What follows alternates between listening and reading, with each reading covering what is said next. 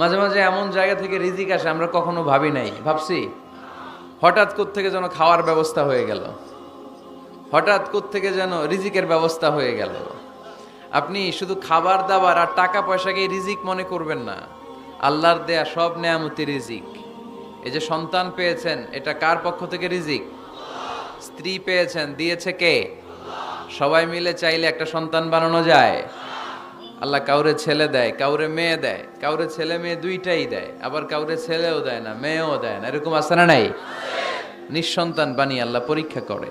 কাউরে আল্লাহ ছেলে বানিয়ে পরীক্ষা করে, কাউকে আল্লাহ মেয়ে বানিয়ে পরীক্ষা করে, কাউকে আল্লাহ হিজরা বানিয়ে পরীক্ষা করে। আমরা যদি কিছু নিয়ে যেতে পারি, শিখে যেতে পারি, ওইটাতে লাভ।